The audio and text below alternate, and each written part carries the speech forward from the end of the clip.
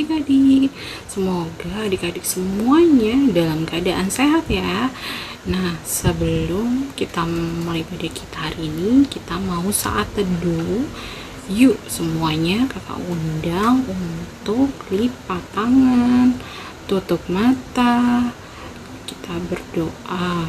Mari kita berdoa.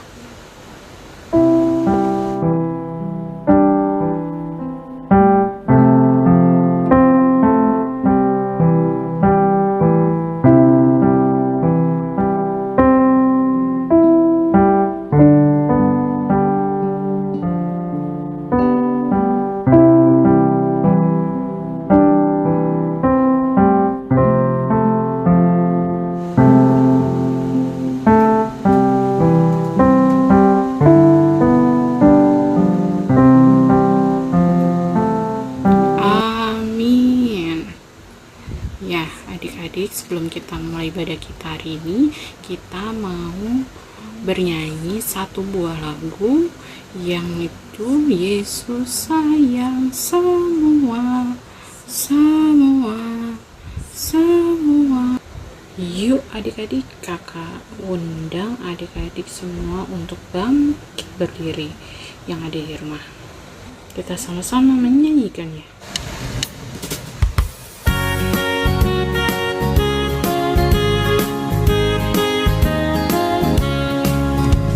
Yesus sayang semua, semua, semua.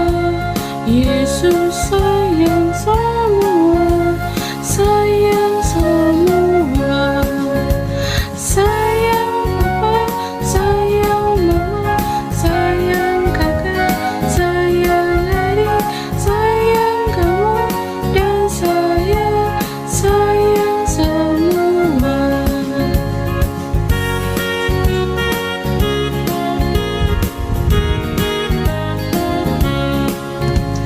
Yesus sayang semua, semua, semua. Yesus sayang semua, sayang semua. Sayang papa, sayang mama, sayang kakak, sayang adik, sayang kamu dan saya, sayang semua.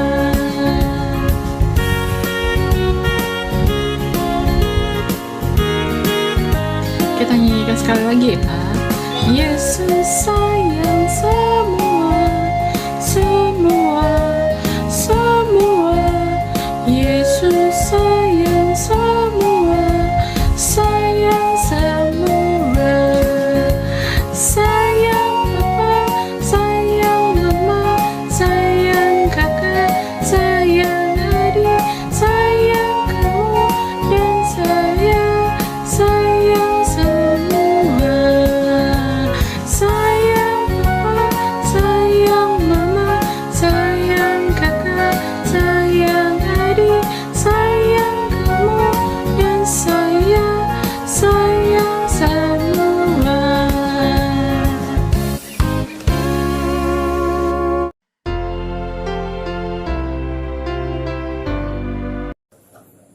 Halo anak-anak sekolah minggu yang Amang kasihi. Sekarang kita akan memasuki khotbah minggu ini. Dan sebelum kita mulai khotbah minggu ini, kita berdoa dulu. Mari kita berdoa. Tuhan Yesus yang Maha Baik, anak-anak sekolah minggu HKBP Pasar Rebo akan mendengarkan firman-Mu. Bapa, kami mohon penyertaan-Mu dalam kami mendengarkan firman yang akan ditaburkan. Ampuni dosa dan kesalahan kami Bapa, agar kami juga boleh layak menerima firman-Mu. Di dalam nama Tuhan kami Yesus Kristus, kami sudah berdoa dan mengucap syukur. Amin. Nah, sekarang Amang akan membacakan firman Tuhan untuk minggu ini yang diambil dari Kisah Para Rasul 8 ayat 9 sampai 13. Judul perikopnya adalah Filipus di Samaria. Ayat ke-9. Seorang yang bernama Simon telah sejak dahulu melakukan sihir di kota itu dan mentakjubkan rakyat Samaria, serta berlagak seolah-olah ia seorang yang sangat penting. Semua orang, besar kecil, mengikuti dia dan berkata, "Orang ini adalah kuasa Allah yang terkenal sebagai kuasa besar." Dan mereka mengikutinya karena sudah lama ia mentakjubkan mereka oleh perbuatan sihirnya. Tetapi sekarang mereka percaya kepada Filipus yang memberitakan Injil tentang kerajaan Allah dan tentang nama Yesus Kristus. Dan mereka memberi diri mereka dibaptis, baik laki-laki maupun perempuan. Simon sendiri juga menjadi percaya. Dan sesudah dibaptis, ia senantiasa bersama-sama dengan Filipus dan takjub ketika ia melihat tanda-tanda dan mukjizat-mukjizat besar yang terjadi. Demikianlah pembacaan firman Tuhan. Nah, anak-anak sekolah minggu yang Amang kasihi, pada minggu ini tanggal 20 Maret 2022 kita masuk ke dalam Minggu Okuli, yang artinya mataku tetap terarah kepada Tuhan. Dan topik renungan di minggu ini adalah bertobat supaya tidak binasa. Adalah seseorang yang bernama Simon. Ia berasal dari Samaria. Samaria adalah daerah bekas ibu kota kerajaan Israel Utara yang hancur akibat penyerbuan kerajaan Asyur pada tahun 722 sebelum Masehi. Nah, untuk mencegah bangsa taklukannya memberontak, orang Asyur mempunyai kebiasaan untuk membawa keluar seluruh penduduk negeri yang ditaklukkannya. Demikian halnya dengan penduduk kerajaan Israel diangkut ke Asyur. Ini terdapat dalam 2 Raja-Raja 17 ayat 6.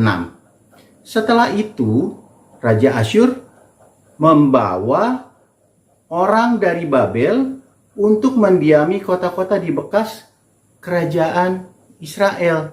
Jadi switch begitu, ya. Nah, orang-orang yang berasal dari Babel ini kemudian berinteraksi dengan orang-orang Israel yang tersisa. Nah, mereka kemudian mulai saling kawin mengawini dan terbentuklah masyarakat yang baru yang dikenal sebagai orang Samaria. Orang Yahudi yang berada di kerajaan Yehuda di bagian selatan juga mengalami penaklukan dan pembuangan ke Babel. Kalau yang di utara itu oleh Asyur, sementara yang di selatan oleh Babel. Akan tetapi mereka diizinkan pulang dan mereka mempertahankan agama dan budaya Yahudi kalau orang-orang yang di selatan. Nah, orang Yahudi sangat membenci orang Samaria dan dilarang untuk bergaul dengan orang Samaria. Bila orang Yahudi memiliki bait suci di Yerusalem, maka orang Samaria mendirikan bait suci di dekat Gunung Gerizim.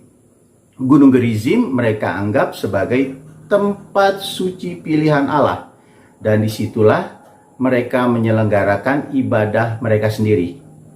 Pemisahan antara orang Yahudi dan orang Samaria berlangsung terus bahkan pada saat Tuhan Yesus singgah di daerah Samaria dan meminta air kepada seorang perempuan Samaria, maka kata perempuan Samaria itu kepada Tuhan Yesus, "Masakan kau seorang Yahudi mau minta minum kepadaku seorang Samaria? Sebab orang Yahudi tidak bergaul dengan orang Samaria. Ini terdapat dalam Yohanes 4 ayat 9. Nah, itulah sekelumit mengenai orang Samaria dan interaksinya dengan orang Yahudi. Nah, Simon, orang Samaria ini dikatakan memiliki kemampuan supranatural. Kalau di sini orang mengatakannya sebagai orang sakti atau memiliki kesaktian. Ia mampu melakukan sihir sehingga namanya disebut orang Simon penyihir atau disebut juga Simon Magus. Magus artinya penyihir dalam bahasa Latin. Bahkan di beberapa literatur disebutkan bahwa Simon memiliki kemampuan untuk terbang seperti burung. Nah, orang Samaria, baik yang besar dan yang kecil, banyak yang takjub akan kemampuan sihir Simon dan mengikuti Simon. Orang Samaria menyebut Simon sebagai orang yang memiliki kuasa ilahiyah atau kuasa Allah. Dan Simon disebut sebagai yang besar. Pengagum Simon penyihir bukan saja dari Samaria, tapi juga datang dari orang Romawi. Nah, pada suatu kali Simon mempertunjukkan kemampuan sihirnya di hadapan Kaisar Claudius, Kaisar Roma, yang berkuasa pada tahun 41 sampai 54 Masehi. Dan ia membuat kaisar terkagum-kagum anak-anak dan yakin bahwa Simon memiliki kuasa sebagai dewa. Nah, orang Romawi bahkan membangun patung untuk menghormati Simon di antara dua jembatan di Sungai Tibre. Pada patung tersebut terdapat tulisan Simoni Deo Sancto, artinya kepada Simon dewa yang suci. Bahkan Simon dikatakan seperti dewa. Nah, Simon juga memiliki pengikut, disebut golongan Simonian. Nah, mereka menganggap Simon sebagai reinkarnasi dari dewa tertinggi Yunani, yaitu dewa Zeus. Bahkan istri Simon yang bernama Helen dianggap sebagai perwujudan dari Dewi Athens, istri dewa Zeus. Jadi sedemikian mereka memuja Simon, ya. Dengan kemampuan sihirnya, sangatlah besar kemungkinan bagi Simon untuk memperoleh pengaruh di kalangan masyarakat Samaria. Apalagi banyak orang yang mengikuti dia. Simon bahkan memiliki pengikut yang dinamakan Simonian tadi, dan mereka memujanya seperti dewa. Dengan pengaruhnya ini dikatakan bahwa Simon berlagak seolah-olah dia adalah orang penting. Statusnya tentu dikenal sebagai tokoh masyarakat atau tokoh karismatik dan tokoh religius. Dan bukan tidak mungkin bahwa Simon juga dekat dengan orang-orang yang berkuasa. Nah, sudah barang tentu dengan statusnya ini banyak keuntungan yang didapatkan Simon dengan ketokohannya ini. Nah, anak-anak sekolah minggu yang Amang kasihi, ketika Filipus kemudian datang menyampaikan kabar baik di daerah Samaria, ia membuat banyak tanda-tanda atau mukjizat yang terjadi bersamaan dengan pemberitaan kabar baik tersebut. Nah, tanda-tanda itu seperti apa? Roh jahat keluar dari orang yang kerasukan, dan banyak orang yang sakit menjadi sembuh. Nah, kemudian semua orang Samaria dengan bulat hati menerima apa yang diberitakan oleh Filipus. Mereka menerima kabar baik tentang Tuhan Yesus Kristus dan memberi diri mereka dibaptis, baik laki-laki maupun perempuan. Itu kita bisa baca di Kisah Para Rasul 8 ayat 6. Agaknya pengaruh sihir Simon menjadi berkurang dengan adanya tanda-tanda atau mukjizat yang dilakukan oleh Filipus dengan kuasa dari Tuhan Yesus. Orang-orang yang tadinya takjub kepada Simon, kemudian tidak mengikuti Simon lagi. Hal ini terjadi karena mukjizat yang dilakukan oleh Filipus lebih besar dan lebih menakjubkan bagi penduduk Samaria, sehingga mereka mulai meninggalkan Simon dan berbalik mengikuti Filipus. Nah, agaknya setelah melihat perubahan yang terjadi di masyarakat, Simon kemudian ikut menjadi percaya kepada pemberitaan kabar baik Yesus Kristus yang disampaikan oleh Filipus, dan kemudian memberi dirinya dibaptis.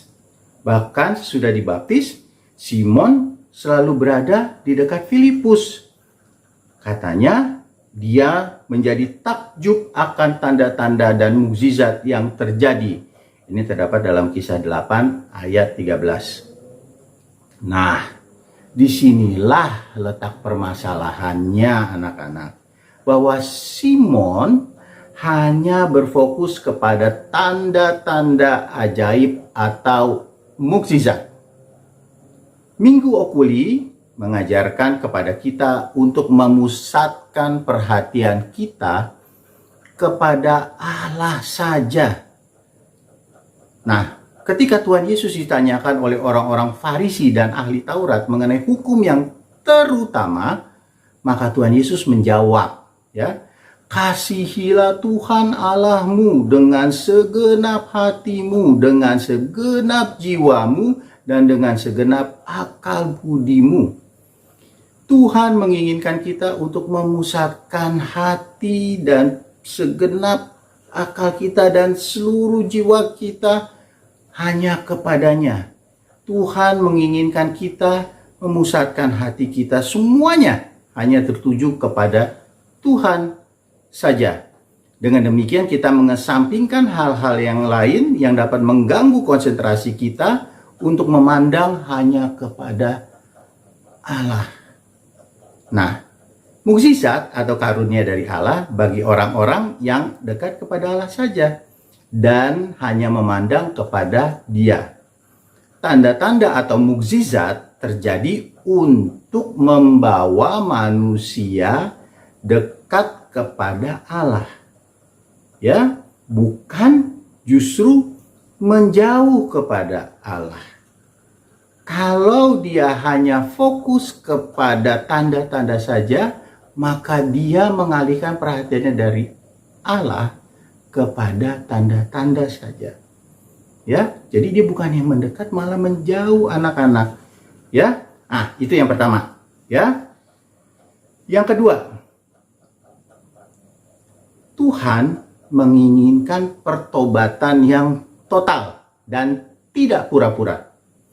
Hal-hal rohani bila hanya dilakukan secara lahiriah dan hanya seremonial saja, tidak membawa kepada pertobatan yang sungguh-sungguh. Topik minggu kita berkata, bertobatlah supaya tidak binasa. Nah, bila kita kembali melihat kepada kehidupan Simon, orang Samaria, maka kita bisa melihat tidak ada perubahan yang terjadi pada diri Simon. Setelah dia menerima kebenaran tentang kabar baik dan memberi dirinya dibaptis, ternyata Simon tetap berada pada kehidupan yang lama. Simon menjalankan kehidupan agamanya hanya sifatnya seremonial dan lahiriah saja, tidak merasuk ke dalam dirinya. Tidak ada perubahan di bagian dalam Simon. Ya, Tuhan Yesus berkata dalam Lukas 13 ayat 3, "Tidak kataku kepadamu, tetapi jikalau kamu tidak bertobat, kamu semua akan binasa atas cara demikian." Nah, Simon orang Samaria masih menginginkan kekuasaan dan pengaruh yang pernah dimilikinya melalui kemampuan melakukan sihir. Ia tidak dapat meninggalkan ambisi pribadinya dan juga kuasa sihir kegelapan. Hati Simon sudah menjadi pahit seperti empedu karena terjerat di dalam kejahatan. Hal ini tampak ketika Simon berusaha membeli kuasa penumpangan tangan untuk pencurahan Roh Kudus dari Rasul Petrus. Ya, ia berkata, "Berikanlah juga kepadaku kuasa itu, supaya jika aku menumpangkan tanganku di atas seseorang, ia boleh menerima Roh Kudus." Simon ingin terus berkuasa. Nah, anak-anak sekolah minggu, Rasul Petrus begitu marah karena Simon orang Samaria menawarkan sejumlah uang. Ia menegur keras Simon, katanya, "Binasalah kiranya uangmu itu bersama dengan engkau, karena engkau menyangka bahwa engkau dapat membeli karunia Allah dengan uang. Tidak ada bagian atau hakmu dalam perkara ini, sebab hatimu tidak lurus di hadapan Allah. Jadi bertobatlah dari kejahatanmu ini dan berdoalah kepada Tuhan, supaya ia mengampuni niat hatimu ini. Sebab kulihat bahwa hatimu telah seperti empedu yang pahit dan terjerat dalam kejahatan." Ini kita bisa baca dalam Kisah Para Rasul 8 ayat 20-23. Nah, namun Rasul Petrus tetap meminta kepada Simon orang Samaria ini untuk bertobat dari kejahatannya. Karena bila ia tidak bertobat, maka ia akan binasa. Akan tetapi, Simon tetap tidak bertobat. Ia tidak menerima berita kabar baik dengan bulat hati, seperti penduduk kota Samaria, dan baptisan baginya hanyalah bersifat formalitas saja. Tuhan menginginkan kita bertobat agar kita tidak binasa. Namun, sepertinya Simon memilih untuk binasa. Nah, hal yang ketiga yang dapat kita ambil dari firman Tuhan, yaitu jangan mengeraskan hati ketika mendengarkan seruan atau teguran untuk bertobat. Firman Tuhan dalam Ibrani 3 ayat 15 berkata, "Tetapi apabila dikatakan pada hari ini jika kamu mendengar suaranya, janganlah keraskan hatimu seperti dalam kegeraman." Nah, akan tetapi respon dari Simon orang Samaria terhadap teguran dari Rasul Petrus adalah dia bilang kepada Rasul Petrus, "Hendaklah kamu berdoa untuk aku kepada Tuhan, supaya kepadaku janganlah kiranya terjadi segala apa yang kamu katakan itu." Loh, Rasul Petrus berkata kepada Simon, "Kamu harus bertobat dari kejahatanmu dan berdoalah kepada Tuhan." Tapi Simon malah berkata kepada Petrus, "Berdoalah untuk aku kepada Tuhan." Nah, sepertinya memang Simon tidak ingin bertobat, ya. Nah, tidak tersirat penyesalan dan pertobatan dalam jawaban Simon ini. Simon tetap mengeraskan hatinya dan tidak mau menerima teguran dari Rasul Petrus. Bahkan Simon kemudian mengembangkan ajarannya sendiri yang disebut aliran Gnostik atau Gnostis, yang merupakan perpaduan antara filosofi Yunani, agama Yahudi, dan agama Kristen. Tentu saja hal ini sangatlah menyimpang dan sesat. Nah, puncak penyimpangan dari Simon orang Samaria ini dicatat dalam sejarah gereja di abad ketiga dikatakan bahwa Simon orang Samaria ini menantang Rasul Petrus di hadapan Kaisar Nero di Roma untuk membuktikan bahwa diri Simon bukanlah Mesias palsu. Nah, diceritakan bahwa Simon mencoba mendemonstrasikan kemampuannya untuk terbang dari atap gedung pertemuan di Roma. Namun, apa yang terjadi, anak-anak? Simon terjatuh dan terluka parah, dan akhirnya ia mati. Simon binasa. Ya, anak-anak sekolah minggu yang Amang kasihi, dari renungan minggu ini kita dapat menarik kesimpulan dari kehidupan seseorang yang bernama Simon orang Samaria yang dikenal sebagai Simon penyihir atau Simon Magus, yaitu yang pertama, hendaklah mata kita hanya tertuju kepada Allah saja. Yang kedua, pertobatan yang sungguh-sungguh membawa kepada keselamatan. Sedangkan pertobatan yang hanya bersifat formalitas akan membawa kepada kebinasaan. Dan yang ketiga, jangan mengeraskan hati kita ketika diperingatkan untuk bertobat. Nah, sekarang apa yang bisa dilakukan oleh anak-anak sekolah minggu? Yang pertama, agar mata anak-anak sekolah minggu selalu tertuju kepada Allah, maka anak-anak sekolah minggu harus rajin beribadah, rajin mengikuti kebaktian sekolah minggu, dan rajin berdoa serta rajin membaca firman Tuhan. Hanya dengan rajin beribadah, rajin berdoa, dan rajin membaca firman Tuhan, maka mata kita tertuju kepada Allah saja. Yang kedua, anak-anak sekolah minggu hendaknya menunjukkan sikap penyesalan yang sungguh-sungguh bila melakukan kesalahan dan segera berbalik dari kesalahan tersebut. Apabila kita telah melakukan suatu kesalahan kecil, maka kita harus segera berbalik dan tidak melakukannya lagi.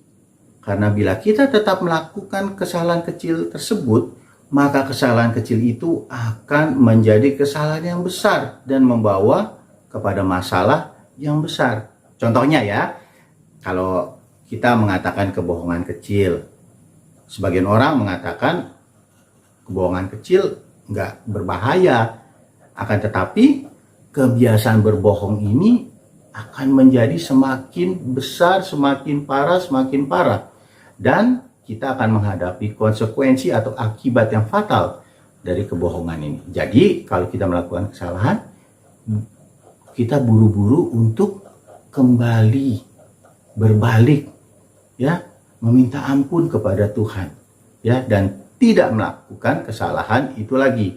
Nah, yang ketiga, anak-anak sekolah minggu harus dengar-dengaran bila menerima teguran dari papa dan mama, kakak atau opung atau semua orang yang lebih tua, guru di sekolah dan guru sekolah minggu. Jangan membantah apalagi melawan teguran tersebut. Ada baiknya anak-anak sekolah minggu bila menerima teguran kemudian merenungkan teguran tersebut. Apa ya? Kenapa ya saya ditegur? Dan kemudian kita memperbaiki diri. Nah, apabila kita terbiasa untuk menerima masukan dan teguran, maka kita akan menjadi pribadi yang lebih baik lagi. Nah, demikianlah renungan firman Tuhan untuk minggu ini.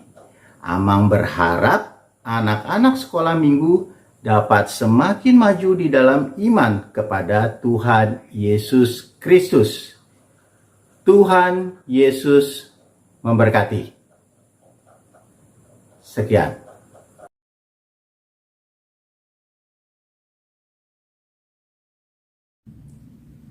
Shalom adik-adik, selamat hari Minggu. Gimana kabar adik-adik semua? Semoga adik-adik juga keluarga yang ada di rumah sehat ya. Hari ini kakak Gita akan bercerita tentang cerita firman Tuhan. Adik-adik boleh tetap duduk yang manis sambil mendengarkan kakak Gita bercerita ya. Nah, nats firman Tuhan hari ini diambil dari Kisah Para Rasul 8 ayat 9 sampai 13. Nah, tadi udah sama-sama kita dengarkan adik-adik kalau nats ini bercerita tentang Simon dan juga tentang Filipus. Tapi Simon yang diceritakan pada nats hari ini bukan Simon murid Tuhan Yesus ya adik-adik, ini Simon yang lain. Simon yang telah lama melakukan sihir. Singkat cerita, Simon yang telah lama melakukan sihir ini mendengarkan tentang Injil dan juga tentang Tuhan Yesus dari Filipus. Kemudian dia menjadi bertobat dan mengikut Tuhan Yesus dengan cara bersama-sama dengan Filipus. Kemudian adik-adik, Simon ini juga takjub melihat tanda-tanda dan mukjizat-mukjizat yang terjadi. Tadi kalau kita perhatiin adik-adik di ayat 9 itu, Simon ini udah lama loh melakukan sihir. Bahkan banyak orang yang kagum sama sihirnya Simon. Tapi adik-adik, Simon tetap lebih takjub sama kuasa dan mukjizat Tuhan kita adik-adik. Berarti sihirnya Simon gak seberapa dong ya dibanding kuasa Tuhan. Nah adik-adik, kalau zaman sekarang ini mungkin apa sih contohnya sihir itu? Mungkin adik-adik pernah dengar tentang dukun. Masih ada loh adik-adik orang-orang yang ingin mencari kekayaan atau ingin mencari kepintaran atau bahkan popularitas dengan singkat dengan cara pergi ke dukun. Padahal adik-adik seperti cerita hari ini, Simon yang sudah lama melakukan sihir aja tetap lebih kagum, lebih takjub dengan kuasa Tuhan. Berarti kuasa-kuasa sihir bahkan dukun itu pun nggak seberapa ya adik-adik dibanding kuasa Tuhan kita Yesus Kristus. Maka itu adik-adik kita ketika kita ada keinginan atau harapan yang ingin kita cari atau ingin kita dapat, harus kita mengandalkan kuasa Tuhan, bukan kuasa yang ditawarkan oleh dunia. Kemudian yang kedua apa sih adik-adik yang kita bisa pelajari dari nats hari ini? Yang kedua adalah kita bisa belajar dari ketaatan dan kesetiaan Filipus. Kalau tadi kita baca adik-adik, Filipus ini taat dan setia melakukan tugas panggilannya, yaitu mewartakan Injil dan menceritakan tentang Tuhan Yesus sehingga banyak orang yang percaya pada Tuhan.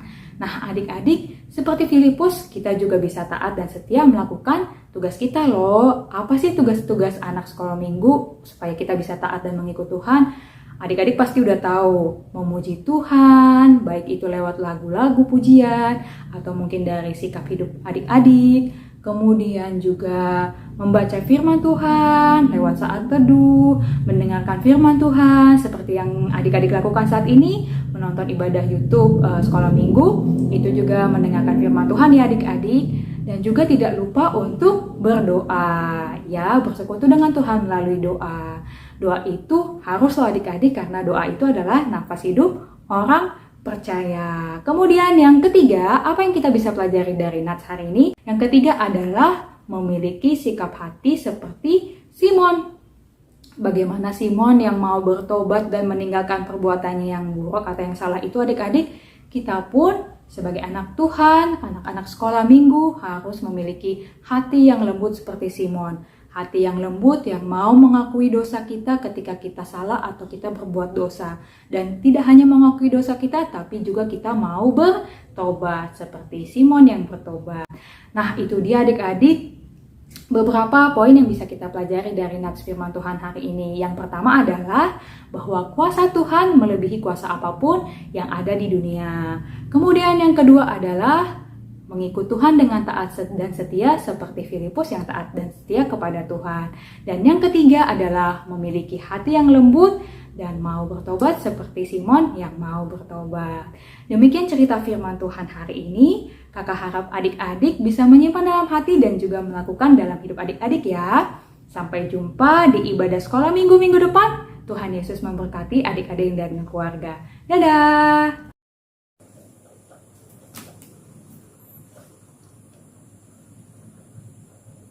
Anak-anak sekolah minggu, kita sudah mendengarkan firman Tuhan. Sekarang, marilah kita berdoa. Tuhan Yesus yang baik, terima kasih karena kami boleh mendengarkan firman-Mu pada hari ini. Bapa, biarlah firman-Mu boleh selalu tinggal di dalam hati kami. Bapa, biarlah kami bisa tidak menjadi seperti Simon orang Samaria. Biarlah kami selalu memberikan mata kami tertuju kepada Engkau saja Tuhan. Biarlah kami selalu bisa bertobat dengan sungguh-sungguh meninggalkan kebiasaan buruk kami. Dan biarlah kami selalu dengar-dengaran terhadap teguran kepada kami. Dan kami tidak mengeraskan hati kami. Tuhan Yesus, Engkau memberkati seluruh anak sekolah minggu dari kelas kecil sampai kelas besar. Engkau memberkati mereka di dalam studi mereka. Engkau memberikan mereka kepintaran dan keberhasilan dalam pelajarannya. Tuhan Yesus, kami juga ingin menyerahkan Papa dan Mama, agar Papa dan Mama juga selalu sehat.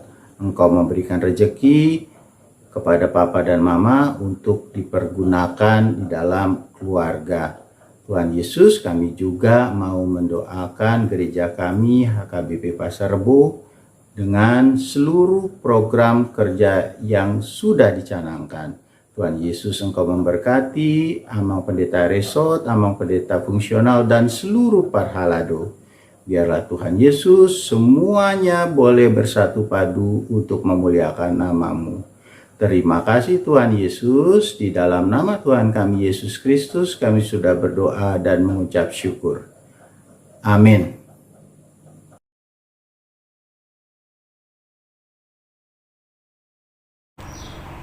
Warta Sekolah Minggu HKBP Pasar Rebo Minggu 20 Maret 2022. Yang pertama, jumlah anak sekolah Minggu HKBP Pasar Rebo Minggu 13 Maret 2022 secara virtual sebanyak 90 anak sekolah minggu.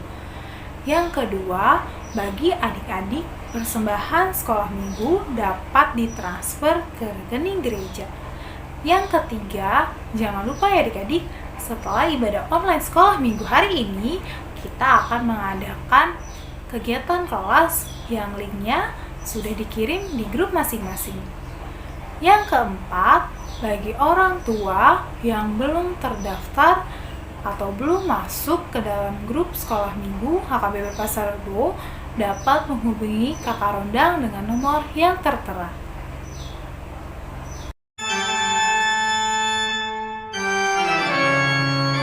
Mari kita bersatu dalam doa. Tuhan Yesus, terima kasih karena Engkau sudah memberikan kami kesehatan.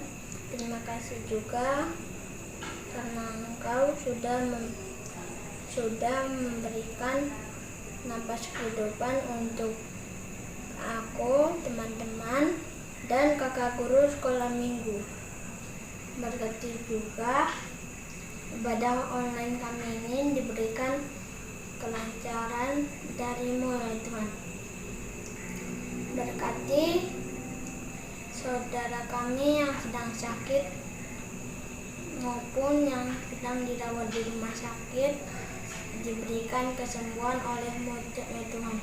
Berkati Amang, Inang, dan pendeta selalu diberikan kesehatan untuk membawakan firman-Mu kepada jemaat KBP Pasar Rebo. Berkati juga Amang dan Inang Parhalado serta Amang dan Inang jemaat HKBP Pasar Rebo selalu diberikan kesehatan dan berkat-Nya. Berkati juga untuk mama papa kami diberikan kesehatan, dan juga berikan sekolah kami, di sekolah kami diberikan kepintaran, dan juga berikan guru kami kesehatan ya Tuhan. Berkati juga pandemi COVID-19 ini dihapuskan dari bumi ini agar kami bisa beraktivitas kembali ya Tuhan. Berkati juga Amang Sintua Pasar Rebo yang akan membawakan firman-Mu, diberikan kesehatan dan berkat-Nya ya Tuhan. dan juga berikan kami seluruh jemaat kami ini ya Tuhan, diberikan kesehatan dan kekuatan untuk hari ini ya Tuhan. Terima kasih. Amin.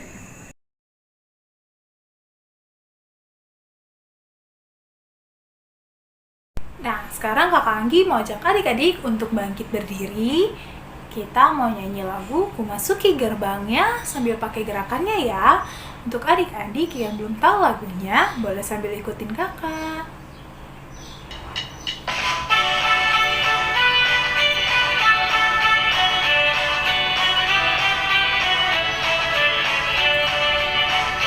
Ku masuki gerbangnya dengan hati bersyukur, halamannya dengan pujian.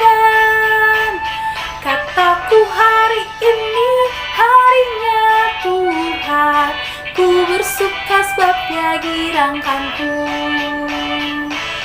Dia girangkanku, oh Dia girangkanku, ku bersuka sebab Dia girangkanku. Oh, Dia girangkanku, oh Dia girangkanku, ku bersuka sebab Dia girangkanku.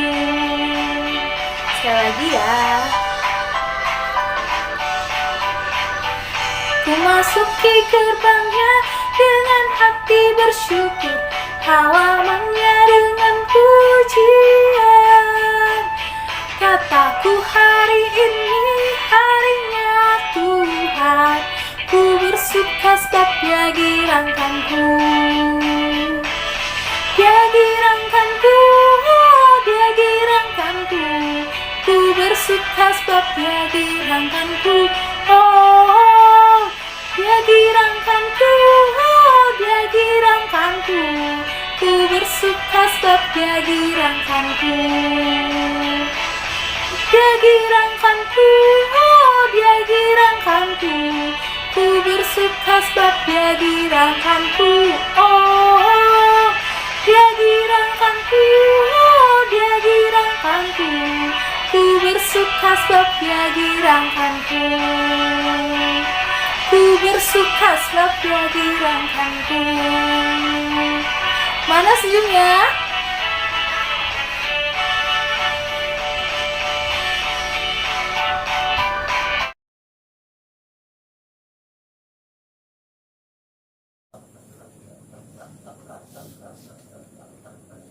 Sekarang, mari kita menyerahkan persembahan kita kepada Tuhan. Kita berdoa. Bapa kami Tuhan Allah yang Maha Kuasa, yang bertahta di surga, kami mengucap syukur dan terima kasih kami kepadamu ya Tuhan, di mana Tuhan memperkenankan anak-anak di dalam kerajaan-Mu. Di sini kami menyampaikan persembahan kami, kiranya Tuhan menerimanya untuk kemuliaan nama-Mu. Amin. Persembahan kami sedikit sekali, kiranya Tuhan terimalah dengan senang hati. Bapa kami yang di surga, dikuduskanlah nama-Mu, datanglah kerajaan-Mu, jadilah kehendak-Mu di bumi seperti di surga. Berikanlah kami pada hari ini makanan kami yang secukupnya, dan ampunilah kami akan kesalahan kami, seperti kami juga mengampuni orang yang bersalah kepada kami. Dan janganlah membawa kami ke dalam pencobaan, tetapi lepaskanlah kami daripada yang jahat. Karena Engkaulah yang mempunyai kerajaan, dan kuasa, dan kemuliaan, sampai selama-lamanya. Amin. Marilah kita pulang dan menerima berkat Tuhan. Kiranya Tuhan Allah memberkati kita dan memelihara kita. Kiranya Tuhan menerangi kita dengan wajah-Nya dan dikasihaninya kita. Kiranya Tuhan menampakkan wajah-Nya kepada kita dan mengaruniakan kita dengan damai sejahtera. Amin. Amin. Amin.